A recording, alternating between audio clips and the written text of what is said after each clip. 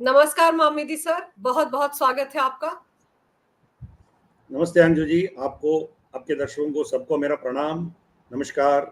जय श्री राम, हर हर महादेव और जय श्री कृष्ण। जय श्री कृष्ण।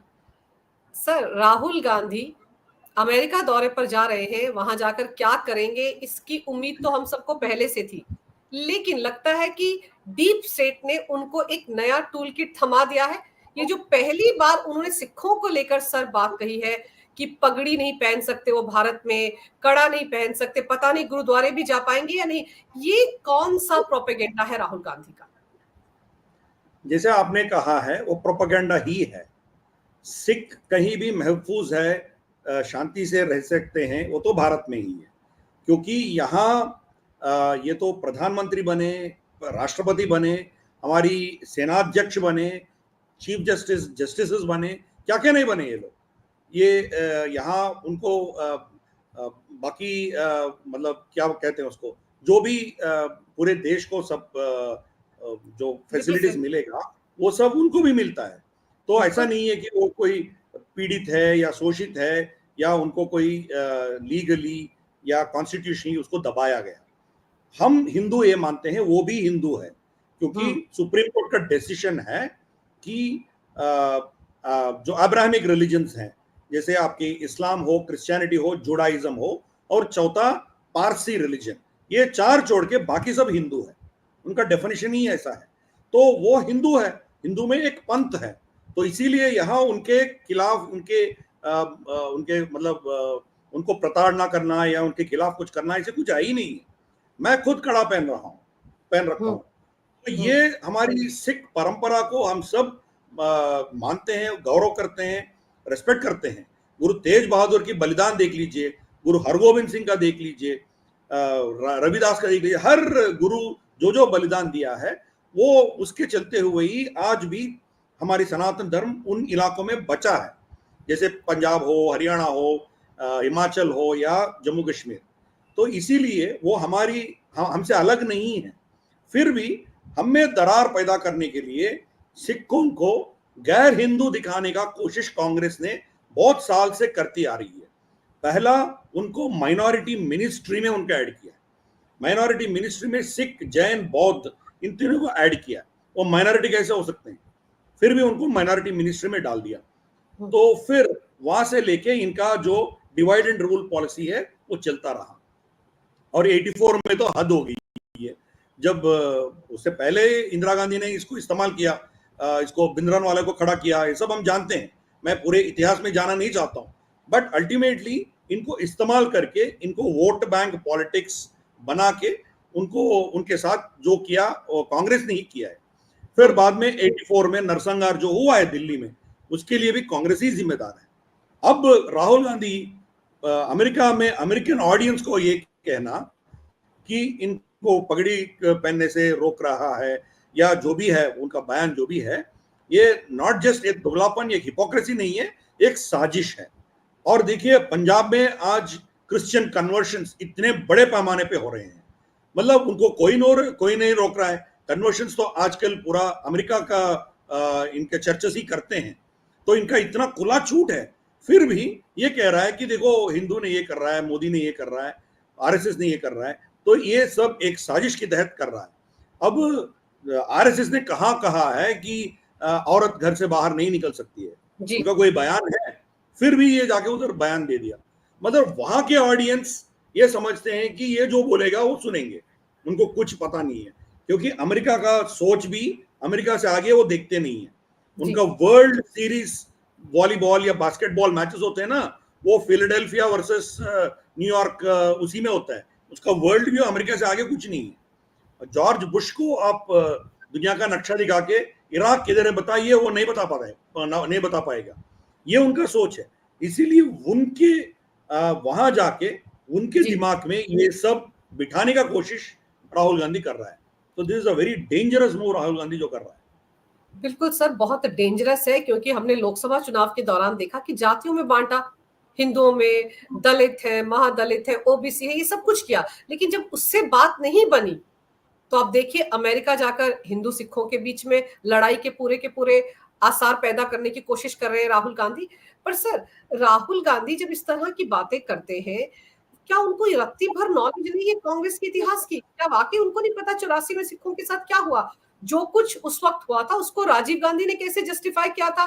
बड़ा पेड़ गिरता है तो धरती हिलती है, ये उनके पिता ने ही कहा था ना। तो राहुल गांधी को तो याद होगा कि सिखों को लेकर उनके पिता ने क्या स्टेटमेंट दिया था।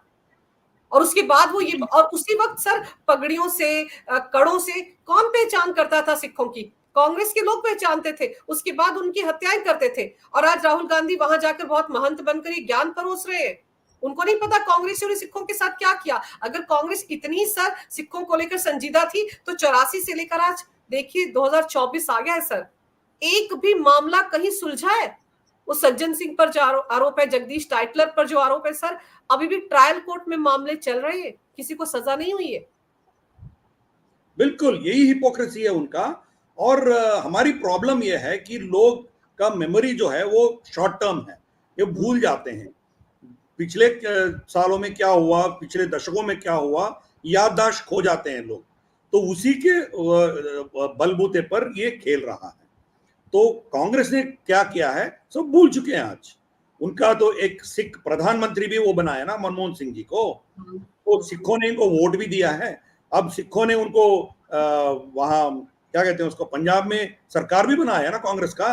अमरिंदर सिंह का सरकार बनी थी, तो उसके बाद अमरिंदर सिंह हट गया तो उन्हीं का ही सरकार चला था आम आदमी पार्टी आने से पहले।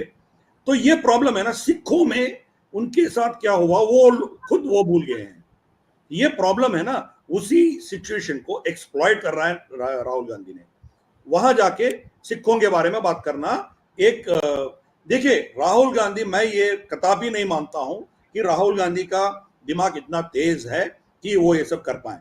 इनके पीछे कोई ना कोई शक्ति है। इनको क्या बोलना है इनको वो लोग बताएंगे। वो लोग जो बताएंगे वही रट्टा मार के ये आगे बोलेगा। तो इसीलिए इनके पीछे की शक्तियों को पहले हमें देखना है। राहुल गांधी क्या बोला है वो बाद में बात करना है। इनके पीछे की शक्तियां कौन है? 5 आइज, अंग्रेजी में बोलते हैं 5 आइज। एंग्लो सैक्सन देशों से, मतलब ब्रिटेन से जाके बाकी देशों में अपना सत्ता बनाया, अपना देश बनाने वाले लोग जो है 5 देशों में है। एक यूके तो है ही है, यूनाइटेड किंगडम, दूसरा कनाडा, तीसरा अमेरिका यूएसए, चौथा ऑस्ट्रेलिया, पांचवा न्यूजीलैंड। ये पांचों का एक गठबंधन है, एक गुट है, उसका नाम है 5 आइज। अब देखिए ये खालिस्तानी प्रॉब्लम इन्हीं 5 देशों में मिलेगा आपको, बिल्कुल बाकी देशों में नहीं मिलेगा आपको। सिख अफ्रीका में है, सिख गल्फ में है, सिख जर्मनी में है, फ्रांस में है, इटली में है, वहां कोई प्रॉब्लम नहीं है आपको। साउथ ईस्ट एशिया में है, सिंगापुर में है ये लोग, वहां खालिस्तानी प्रॉब्लम आपको दिखता नहीं है। क्यों?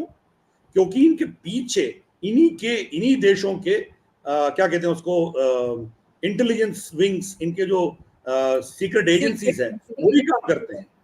CIA हो, ऐसे ऐसे लोग इनको काम करते हैं, उनके MI6 हो, यही लोग काम करते हैं। इसीलिए राहुल गांधी वहां पहुंचने के बाद उन्हीं की नैरेटिव को इनसे वो रट्टा मार के इसको इनसे बुलवा रहे हैं। तो इसीलिए राहुल गांधी के पीछे की शक्ति को भी हमें जानना जरूरी है। तो वो American deep state Gurpatwant Singh Pannun को क्यों और शरण देते हैं, वो सिख खालिस्तानियों को शरण क्यों देते हैं, फिर इनके खिलाफ जो भी साजिश हुआ है, हाँ, और गुप्ता को वहां से चेकोस्लोवाकिया से एक्सट्रैडिशन क्यों करते हैं? गुप्ता था शायद उसका नाम। करेक्ट, उनको एक्सट्रैडिशन क्यों करते हैं वो लोग? तो ये सब चीज जो है उनके प्लान प्रोग्राम है कि यहाँ भारत को टुकड़ा करना है, एक खालिस्तान बनाना है, नॉर्थ ईस्ट में एक क्रिश्चियन स्टेट बनाना है। शेख हसीना भी बोली थी कि हमारी इलाके और म्यांमार के कुछ इलाके ये सब लेके एक क्रिश्चियन स्टेट बनाना चाह रहे थे वो लोग। तो इसीलिए शेख हसीना को हटा दिया वो। या अब देखिए इनको हथियार कहाँ से मिल रहा है। हमारी मणिपुर में वो लोग मिसाइल्स अटैक कर रहे हैं, फिर ड्रोन अटैक हो रहा है। ये सब उन्हीं का सोच है, उन्हीं का प्लान है। और इस भारत भूखंड में और छोटे देशों को बनाना उनका एक प्लान है। तो इसके चलते हुए राहुल गांधी को इस्तेमाल कर रहे हैं लोग। बिल्कुल सर, राहुल गांधी मोहरा तो है उनके। आप ये सोचिए कि जो भाषा वो बोल रहे थे सिखों को लेकर, ये खालिस्तानियों का जो सारा का सारा रायता फैलाया हुआ है आईएसआई का, और वो गुरपतवंत सिंह पन्नू जो है वो भी तो यही सब बोलता है। लेकिन सारे के सारे सिख तो खालिस्तानी नहीं है ना। ये राहुल गांधी को समझ में ही नहीं आ रहा है, और वो वहां बैठकर जिस तरह से पूरी की पूरी सिख समुदाय को एक साथ जोड़कर देख रहे हैं। सर, हमारे हिंदुओं में ही तो बड़ा बेटा सिख बनता था, सरदार बनाया जाता था ताकि मुगलों से मुकाबला कर सके, तलवार सबसे पहले सिर पर लगती थी, इसलिए पगड़ी पहनते थे। तो हिंदुओं से तो सिख निकले, एक ही तो परिवार है ये। लेकिन राहुल गांधी को अब सोचिए कितना खतरनाक हथियार दिया गया है कि सिखों और हिंदुओं को लड़ाओ। मेरे को तो ये समझ नहीं आ रहा सर कि राहुल गांधी वहां जाकर जब ऐसी बातें करते हैं तो उनके, वो एलओपी है, लीडर ऑफ ऑपोजिशन है, इतनी गैर जिम्मेदाराना बातें वो कर सकते हैं क्या? बिल्कुल करेंगे। वो उन्हीं के साजिश, उन्हीं के जो प्लान है उसके तहत ये एलओपी बना है। अब उनको कॉन्स्टिट्यूशनल दर्जा भी मिल गया, इसीलिए यही जो जहर है वो उगलते ही रहेगा। अब आपने सिखों के बारे में उनका एक स्टेटमेंट देखा है, आने वाले दिनों में आप नॉर्थ साउथ डिवाइड के बारे में भी बोलेंगे, दक्षिण भारत और उत्तर भारत के दोनों के दरमियान फिर दरार डालने का कोशिश करेगा। वो बोला ईशान्य ना, राष्ट्र नॉर्थ ईस्ट। हाँ जी, वो बोला तो है कि भाषा भी थोपते हैं आरएसएस वाले। एक भाषा, एक राष्ट्र, एक धर्म की बात करते हैं। आंध्र प्रदेश में या तेलुगु में, तमिल में वहां पर हिंदी को थोपा जाता है। सर, वो भाषा के उस तरफ भी आ रहा है। वो वही था ना जो राहुल गांधी तो थे, जो यहाँ से जीत के हारे थे जब, तो वायनाड में जाकर क्या कहते थे कि नॉर्थ वाले मुद्दों की बात नहीं करते, यहाँ ज्यादा इंटेलिजेंट वोटर है। तो ये भी तो उसी का एक हिस्सा था, डिवाइड का, साउथ और नॉर्थ के बीच में। बिल्कुल मैं यही कह रहा था, उसी एंगल पे ये बात करेंगे। और देखिए, एक्चुअल हिंदी को पूरे देश में थोपने वाला नेहरू था। नेहरू, यहाँ हिंदी, वहां जिन्ना उर्दू, ये दोनों का सोच था कि देश को इकट्ठा रखना हो तो एक ही भाषा होनी चाहिए। तो जब दक्षिण भारत की स्टेट से रेसिस्टेंस आया, तब जाके उसको डाइल्यूट किया। हिंदी भाषा की जो क्या कहते हैं उसको, सिखाने वाले संस्थाएं, बहुत कुछ खड़ा किया पूरे देश में। और 3 लैंग्वेज फॉर्मूला लेके आया नेहरू ने, कांग्रेस ने। 3 लैंग्वेज फॉर्मूला क्या है? एक हिंदी, एक इंग्लिश, और तीसरा आपके रीजनल लैंग्वेज। हम सब 3 भाषा पढ़ के बड़े हुए हैं, हम सब हिंदी, तेलुगु और अंग्रेजी तीनों पढ़ के आए हैं। क्या नॉर्थ में ये 3 लैंग्वेज फॉर्मूला यूज किया क्या कांग्रेस ने? वहां तो हिंदी इंग्लिश ही है ना, वहां तमिल या तेलुगु या कुछ और क्यों नहीं सिखाया गया? ये फॉर्मूला कौन लगाया? ये तो नेहरू ने किया ना। हिंदी पूरे देश में थोपने का काम वो किया है, वो आरएसएस और बीजेपी का नहीं है। आरएसएस बीजेपी हर भाषा को वो रेस्पेक्ट देती है। मैं भी आरएसएस से जुड़ा हूं, मैं जानता हूं क्या है उसमें। हर भाषा अपनी अपनी उसका क्षमता है, उसका अपना हिस्ट्री है, उनका अपना ये है। अब देखिए, रामायण महाभारत देश के हर भाषा में ट्रांसलेटेड है। हमारी यहाँ तेलुगु में कवि त्रयम, 3 कवियों ने महाभारत का लिखा है, महाभारत को लिखा है तेलुगु में। तो उसका भाषा इतना जबरदस्त है कि आप पुराने जो वाल्मीकि, व्यास महर्षि का जो महाभारत है, उससे भी इसका वर्णन बहुत अच्छा है तेलुगु में। तो अब same thing with Tamil also, Tamil में भी बहुत ऐसे ग्रंथ बहुत हैं। मगर हमारी जो कॉमनैलिटी है, इतने भाषा होने के बावजूद हम में एक यूनिटी थी। हम सब मिलजुल के हमारी कल्चर को हम डाइवर्सिफाई कर रहे थे।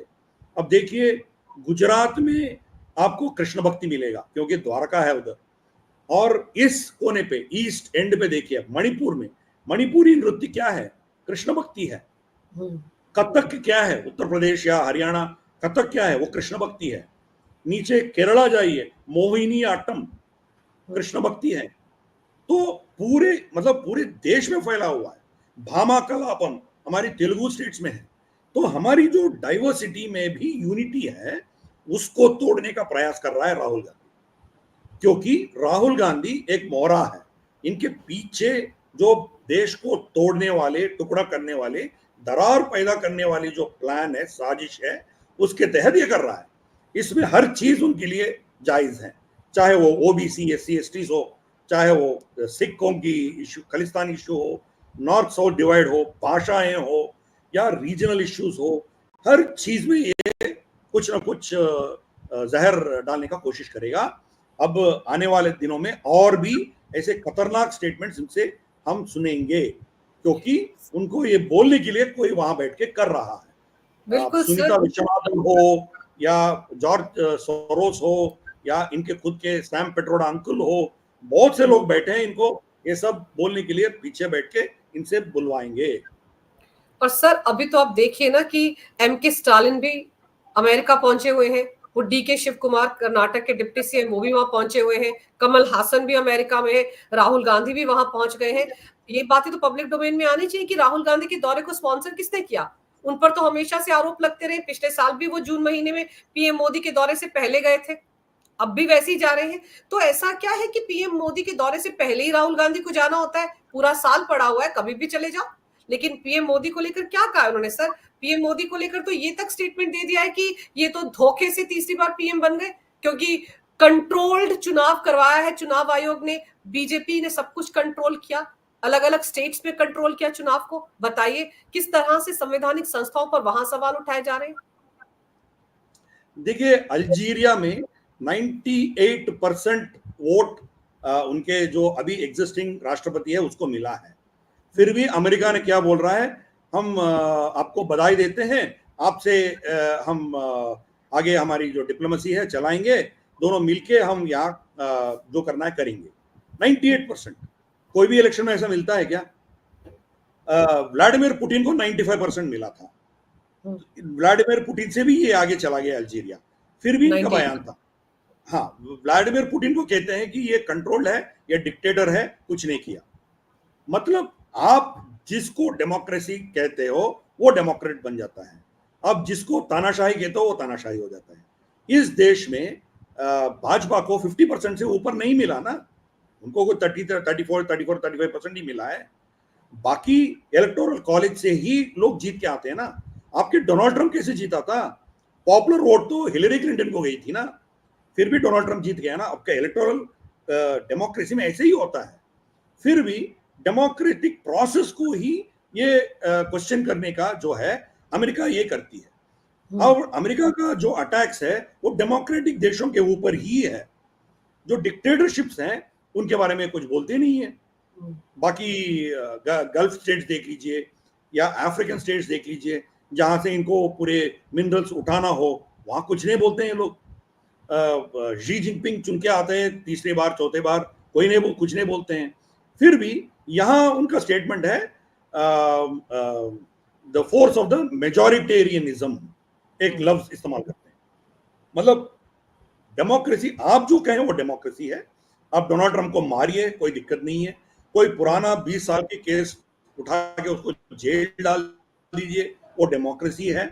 मगर यहाँ अरविंद केजरीवाल अरेस्ट होता है, राहुल गांधी का लोकसभा जाता है, तो फिर एंटी डेमोक्रेटिक है।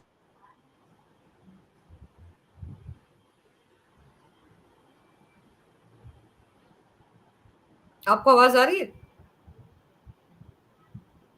आपको आवाज आ रही है सर? हाँ, आ रही है, आ रही है, बीच में थोड़ा सा आ रही है, फ्रीज हो आ गया था। रही है। ठीक है, लेकिन सर हाँ, आप ये देखिए कि राहुल गांधी पीएम मोदी को लेकर किस तरह की बातें कर रहे हैं कि पहले तो मतलब अब वो डर गए हैं। जैसे ही उनको 240 सीटें आई वो डर गए, और देश के लोग भी अब उनसे डरते नहीं है। मुझे भी डर नहीं लगता, मैं तो बड़े आराम से जाता हूं अब। और अगर ये चुनाव फेयर होता तो 240 सीटें भी उनको नहीं मिलती। ये कौन कह रहा है? राहुल गांधी। मतलब आपको राहुल गांधी को जो 99 सीटें मिली है सर, वो भी तो फिर धांधली से मिली है। दो दो जगह से वो चुनाव जीत गए, उनको तो इस्तीफा दे देना चाहिए भारत लौटते ही, कि सब तो धांधली से चुनाव हुए। उनकी 99 सीटें फेयर है, लेकिन 240 सीटें बीजेपी को आई, वो धांधली से आई हैं। बिल्कुल, दुनिया में सच्ची डेमोक्रेसी कहीं है तो भारत में है, कहीं और नहीं है। यूएसए में डेमोक्रेसी नहीं है। अब देख लीजिए, मान लो कि कैलिफोर्निया है, उसमें 30 सीट्स हैं, किसी को 16 सीट मिला है तो पूरा स्टेट उसी पार्टी को जाएगा। ये डेमोक्रेसी थोड़ी है। मान लो कि उत्तर प्रदेश में 80 सीट है, उसमें 41 सीट 41 सीट कांग्रेस को मिलता है, तो 80 की 80 सीट कांग्रेस को थोड़ी देंगे आप, उनको 41 सीट ही देंगे ना आप। बिल्कुल। मगर अमेरिका में ये सिस्टम है, वो डेमोक्रेसी थोड़ी है। और पूरा मैनिपुलेटेड है। वहां ऐसे इतने स्टेट्स है उधर जहां आप सिटीजन नहीं हो तो भी वोट कर सकते हो उधर, आपका कोई आईडी प्रूफ दिखाने का जरूरत नहीं है। इसीलिए वहां की डेमोक्रेट पार्टी ने इतने इलीगल इमिग्रेंट्स को लिया ताकि ये लोग वोट कर पाए।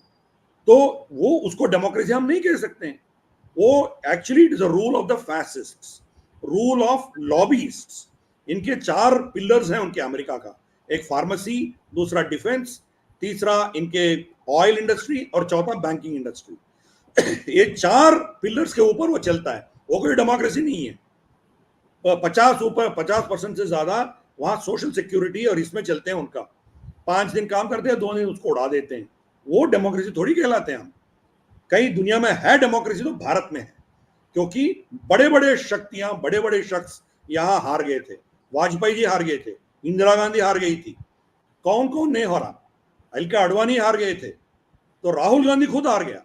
अब देखिए कई देश में जब तानाशाही चलता है तो ये नहीं हो सकता है ना। हमारी जो इलेक्शन कमीशन है, हमारी जो इलेक्ट्रॉनिक सिस्टम है, एक सेकंड आप पानी पी लीजिए।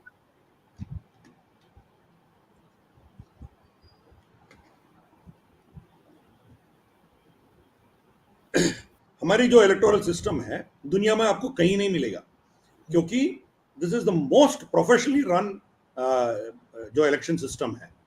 तो यहां कोई हैक नहीं कर सकते हैं, बहुत से लोग ट्राई भी कर चुके हैं, नहीं हुआ है।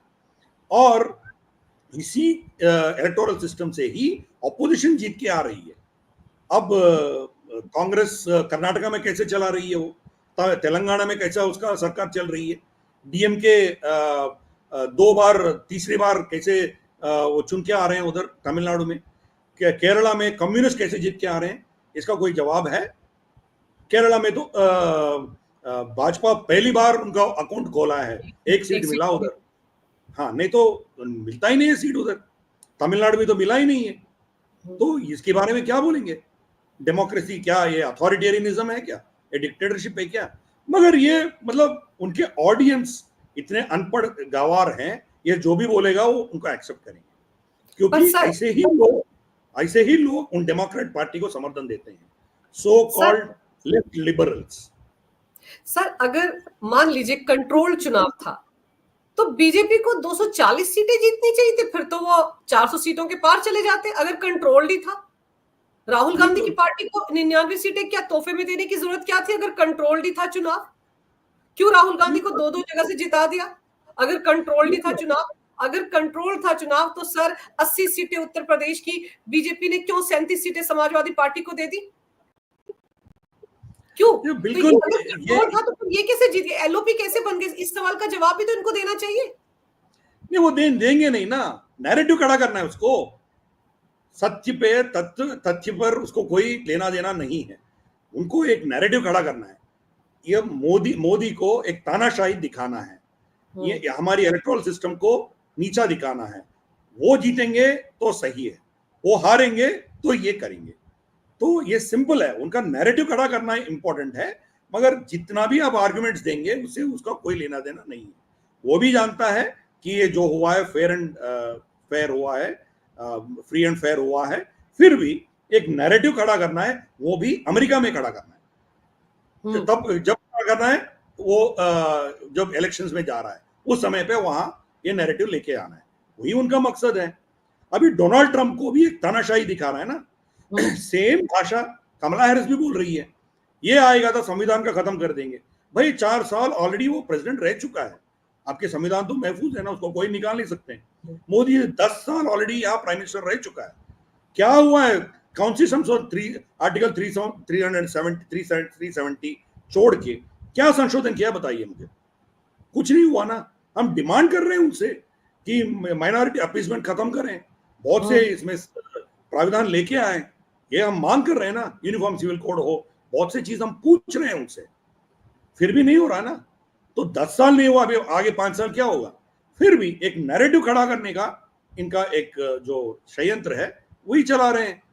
सिंपल, वहां सुनने वाले हैं, क्योंकि वहां जो नेशनलिस्ट है, देशभक्त है, उनके खिलाफ खड़े होने वाली एक आइडियोलॉजी है, वो अपने आप को लेफ्ट लिबरल्स कहते हैं, वो लिबरल नहीं है, मगर अल्ट्रा लेफ्टिस्ट जो है उनको, उस ऑडियंस को ये मैसेज पहुंचाने का कोशिश कर रहा है, उसी में कामयाब हो रहा है।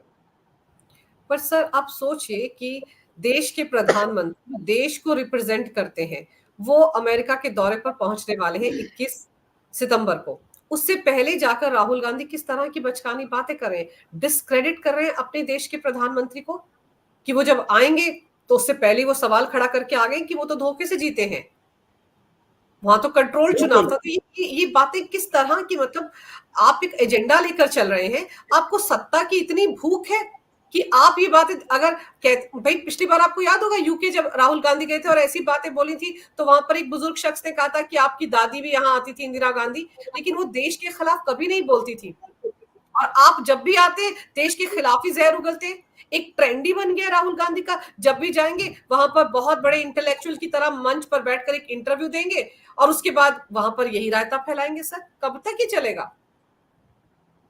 चलेगा जब तक यहाँ इलेक्टोरल सिस्टम उनको वोट देते रहेंगे, तब तक ये चलेगा, उसको रोक नहीं सकते ना। इस देश में हमने अमृतपाल सिंह को चुना है, इस देश ने राशिद, इंजीनियर राशिद को चुना है, और ऐसे ऐसे लोगों को चुना है जो बड़े बड़े क्राइम्स में इन्वॉल्व है, मर्डर केसेस में इन्वॉल्व है, रेप और डकैती में इन्वॉल्व है, उन लोगों को हमने चुन के पार्लियामेंट में भेजा है। फूलन देवी को भेजा है हमने। तो जब तक ये बंद नहीं होगा तो इनका तो चलता ही रहेगा ना। अब इनको कैसे रोक सकते हो? लालू प्रसाद यादव तब रोका जब फाइनली सुप्रीम कोर्ट ने उसके खिलाफ जजमेंट दिया। जब तक वो नहीं आएगा इनको कोई नहीं रोक सकता है ना। ये बोलते ही रहेंगे। अल्टीमेटली यहाँ की प्रजा, यहाँ की वोटर्स, उनको डिसाइड करना है। ऐसे लोगों को आप वोट क्यों दे रहे हो? जब वोट देंगे तो यही करेंगे ना काम वो। मगर अनफॉर्चुनेटली यहाँ दो चीज होता है, एक माइनॉरिटी कंसोलिडेशन, वो भी माइनॉरिटी में दो ही माइनॉरिटीज, वो जो माइनॉरिटी एक्चुअली है ही नहीं है, जो मुस्लिम और क्रिश्चियंस, ये तो हमारी लोग है जो धर्म परिवर्तन होके उधर चला गया। एक्चुअल माइनॉरिटीज यहाँ कौन है? पारसीज है और ज्यूज हैं, ये दो ही माइनॉरिटीज है हमारी। मगर इन अपने आप को माइनॉरिटी कहलाने वाले ये लोग जो है वो कंसोलिडेट हो गया। 95% कांग्रेस और उनके गठबंधन को वोट देते हैं। बाकी हिंदुओं में ये लोग दरार पैदा करते हैं। जब तक ये चलते रहेगा इनका दुकान चलते रहेगा, ये प्रॉब्लम है ना। अब देखिए मोदी जी आएंगे तो भारत की जो छवि है, भारत क्या प्रोग्रेस कर रही है, हम आगे क्या सोच रहे हैं, हमारी गगनयान के बारे में हो, हम यूक्रेन रशिया के बीच में हम जो करने जा रहे हैं उसके बात हो, या बाकी जो हमारी प्रोग्रेस है, हमारी जो चिप मैन्युफैक्चरिंग इंडस्ट्री में क्या हो रहा है, चाइना को कैसे हम डीकपल कर रहे हैं, इन मुद्दों पे कोई बात नहीं करेगा। यही तो बात उनसे चाइना की तारीफ कर रहे हैं, मैन्युफैक्चरिंग हब है चाइना, भारत में हर चीज मेड इन इंडिया है, मेड इन चाइना है, ये बातें बोलते हैं। बिल्कुल, बिकॉज उनसे चाइनीज कम्युनिस्ट पार्टी के साथ उनका एमओयू है ना, तो चाइना की दलाली करता है राहुल गांधी। मैं बहुत से मेरे टीवी डिबेट्स में मैं यही बोला है, एक्चुअली एग्जांपल्स भी दिया हूं मैं। जब रफाल भारत में खरीदने जा रही थी तो चौकीदार चोर है नारा उठा के और इसमें घोटाला दिखा के उसको रोकने का कोशिश किया है राहुल गांधी ने, चीन के मगर कांग्रेस का खुद का माजी प्रधानमंत्री मनमोहन सिंह चुप थे उसके बारे में, और तब की फॉरेन मिनिस्टर सलमान खुर्शीद चुप थे, और ए के एंटनी डिफेंस मिनिस्टर चुप थे। राहुल गांधी बोलते जा रहा था, यहां तक उनके खुद की मां सोनिया गांधी कुछ नहीं बोली, फिर भी ये बोलता गया। क्यों? चाइनीज कम्युनिस्ट पार्टी से इनका डिक्टेशन था। हमारी सेना ने गलवान से पीएलए को धकेल दिया, फिर भी ये कह रहा है कि आप नाकाम हो गया, हम किसानों को लेके जाएंगे उधर, चाइना को विड्रॉ करो। किसान लड़ेंगे। यांगसी में हमने उसको इतना जोरदार थप्पड़ मारा, उनको इतने, शायद 2-3 लोग मर गए भी होंगे, 10 चाइनीज पीएलए को हमने बंदी बनाए थे, फिर फ्लैग मीटिंग में उसको वापस भी कर दिया। मगर फिर भी राहुल गांधी बोल रहा है कि हमारी सेना को चाइनीज पीएलए ने पीट रहा है। तो ये चाइना का ही बात बोलता है। जहां हमने चाइना को शिकस्त दिया है वहां हमारी हार और चाइना की जीत दिखाने का कोशिश करता है राहुल गांधी, क्योंकि उनका दलाल है, वही काम करता है वो। अब देखिए प्रधानमंत्री जब यूएसए जाएंगे, अमेरिका में इनसे यही सवाल पूछे जाएगा जो राहुल गांधी ने अभी ऑलरेडी माहौल सेट किया है। तो यही पूछेंगे, अभी आपके सिखों के साथ आप क्या कर रहे हो, क्या नाइंसाफी हो रहा है, फिर आपके ओबीसी के साथ क्या नाइंसाफी हो रहा है, दक्षिण भारत के भाषाओं के साथ क्या नाइंसाफी हो रहा है, यही चीज मोदी जी से पूछा जाएगा, क्योंकि ऑलरेडी यहां बेस सेट कर दिया, इसके लिए ही उनको वहां बुलाया गया। और कमल हासन तो एक कन्वर्टेड क्रिश्चियन है, फिर भी वो छुपा के चलते हैं, उनके पूरे परिवार कन्वर्ट हो गया। चारू हासन लंदन में कई इसमें कब्रिस्तान में दफन है वो, इनके बड़े भाई। फिर सुहासिनी चारू हासन के बेटी, वो कन्वर्टेड है। कमल हासन कन्वर्टेड है, सब कन्वर्टेड है। ये लोग ब्राह्मण हैं, अयंगार्स हैं, फिर भी ये कन्वर्टेड है। तो इनके पूरे और नाम नहीं बदला है, नेम नहीं बदला है, नाम नहीं बदला है, और इनका सोच पूरा एंटी हिंदू, एंटी भारत ये है अभी भी। तो ये है, तो ये सब लोग मिल गए ना उधर। कमलहासन गया, फिर स्टालिन गया। स्टालिन तो वो पहले से ही उनका खुद का बेटा बोल रहा है, उदयनिधि स्टालिन बोल रहा है ये डेंगू फीवर जैसा इसको मारना है। तो ये लोग जाके उधर बैठ गया। तो आप समझ सकते हो मोदी जी जाने से पहले वहां के माहौल कितना खराब करके छोड़ेंगे। पर सर तो ये है हमारी हमारी विडंबना है, हमारी प्रॉब्लम है। जब तक हम इनको वोट देंगे तब तक ये चलता रहेगा। लेकिन सर, अमेरिका के अखबारों में तो राहुल गांधी को इतनी तवज्जो नहीं मिलती होगी जितने रायता वहां फैलाते हैं और हम लोग उन पर बात करते हैं। देखिए, वहां की पेपर्स जो है अभी व्यस्त है, they are too busy with उनके इलेक्शंस। कमला हैरिस और डोनाल्ड ट्रंप, इन दोनों के बीच में वो बिजी है। उनको कुछ भी नहीं पड़ा है दुनिया में क्या हो रहा है, उसे कोई लेना देना नहीं है। इजराइल और हमास में क्या हो रहा है, वो वहां की जो प्रो पैलेस्टीनियन नारे लगते हैं जो होता है, वो एक चीज सेकंड इसमें आता है। तीसरा यूक्रेन रशिया आता है। ये तीन छोड़ के बाकी दुनिया में क्या हो रहा है उसको कोई लेना देना नहीं है। यूरोप में क्या हो रहा है कुछ कवरेज नहीं मिलेगा आपको यूएस इलेक्शंस में, यूएस मीडिया में। अभी राहुल गांधी ठहरा, ये कौन है? ये जाके उनके मीडिया को इन्फ्लुएंस करने नहीं गया, वहां एक माहौल सेट करने के लिए गया। वहां की भारत की मूल से जो आए हैं एनआरआई जो भी है, हमारी जो मूल निवासी भारत से जो वहां जाके सेटल हुए हैं, उनमें एक डाउट पैदा करने का कोशिश कर रहा है। हाँ, और वहां के एडमिनिस्ट्रेशन में एक शक पैदा करने का कोशिश कर रहा है। और कुछ लोग जो मोदी जी को कल इंटरेक्ट करेंगे, चाहे वो एनजीओस हो, चाहे वो मीडिया हो, उनके दिमाग में क्या बोलना है, क्या करना है, वो ऑलरेडी बिठाने का कोशिश चल रहा है। तो this is an absolutely anti India propaganda. मैं इसमें मोदी जी को दोषी ठहराता हूं। अब नेशनल हेराल्ड केस आज तक आप आगे क्यों नहीं लेके गए? ये जेल में होना चाहिए राहुल गांधी, अभी इतने खुले कैसे घूम रहा है? अभी सुब्रमण्य स्वामी का स्टेटमेंट हम सही मानते हैं तो इनके पास 2 पासपोर्ट्स है, ऐसा सुब्रमण्य स्वामी कहते हैं। वो है तो फिर आपके external affairs ministry, home ministry पकड़िए, फिर इनके इटालियन पासपोर्ट दिखा के इसको जेल में डाल दीजिए, इनको इनकी लोकसभा की मेंबरशिप निकाल दीजिए ना। आगे ये कभी कंटेस्ट ही नहीं कर पाए। अभी इनका बहन जाके वैन कंटेस्ट कर रही है, जब इनके पास सच्ची में 2 पासपोर्ट है, आप एक्शन क्यों नहीं लेते हो? तो मोदी जी को मैं प्रश्न करूंगा ना, राहुल गांधी तो जो करना है वो करेगा, क्योंकि उनको जो फंडिंग कर रहा है उनको कंट्रोल करने वाले जो बोलेगा वही तो बोलेगा वो। तो कोई नया बात नहीं है। राहुल गांधी से यही उम्मीद रख सकते हैं, देश के खिलाफ, हिंदुओं के खिलाफ और हमारी पूरे सिस्टम के खिलाफ बोलेगा, यही तो करेगा वो। मगर हमारी सरकार से, हमारी बड़ी भाई मोदी जी से हमें एक डिमांड है कि इनको आप जो लीगली है वो इनके खिलाफ जो है वो चीज आप इनके ऊपर लागू कीजिए, इनको अरेस्ट कीजिए। यही तो हम मांग कर सकते हैं ना। सर आप और मैं मांग कर सकते हैं, लेकिन फिर वो एक, आपको याद है ना जुमला, सरकार उनकी है तो क्या हुआ, सिस्टम में बैठे लोग तो हमारे हैं। अदालतों से तारीख ही नहीं मिलती सर इनके मामलों में। अब देखिए ना, एक मामला सुना जाएगा, 6 महीने बाद की तारीख होगी, फिर तारीख होगी, फिर तारीख होगी, सालों साल ऐसे चले जाएंगे। 84 के दंगों के पीड़ित सिखों के साथ क्या हुआ, तारीख पर तारीख, कोई न्याय नहीं मिला उनको। और राहुल गांधी अब उनके ही मन में जहर भर रहा है। लेकिन सर आप सोचिए कितनी विडंबना है कि राहुल गांधी पप्पू नहीं है, ये बातें मंच से खड़े होकर सैम पित्रोदा फरमा रहे हैं। बताने की क्या जरूरत थी? अगर नहीं है तो नहीं है। वो पप्पू टर्म लाने की जरूरत क्या थी? बहुत विद्वान है, और साथ साथ ये भी कह दिया कि कई बार वो ऐसी बातें करते हैं कि किसी को समझ नहीं आता। तो मुझे लगता है यही जो बातें वो कर रहे हैं, ये भी किसी की समझ में नहीं आ रहा है कि राहुल गांधी भारत के खिलाफ ये प्रोपेगेंडा चलाने के लिए अमेरिका क्यों गए हैं? देश में रहकर भी तो वो बोलते हैं कि कैरोसिन छिड़का हुआ, बस आग लगने की देरी है, वही वो वहां बैठकर कर रहे हैं। सर, देश के प्रधानमंत्री देश की अर्थव्यवस्था को 30 से नंबर पर ले जाने की बात करते हैं, और राहुल गांधी क्या बात करते हैं कि सिख जो है वो भारत में पगड़ी नहीं पहन सकता, कड़ा नहीं पहन सकता, गुरुद्वारा नहीं जा सकता। आप सोचिए कैसी विडंबना है, ऐसे नेताओं को हमको झेलना पड़ रहा है। सर, आपने इस विषय पर विस्तार से चर्चा की, समय निकाला मेरे लिए, आपका बहुत बहुत धन्यवाद। नमस्कार, भारत माता की जय हो और जय हिंद। नमस्ते।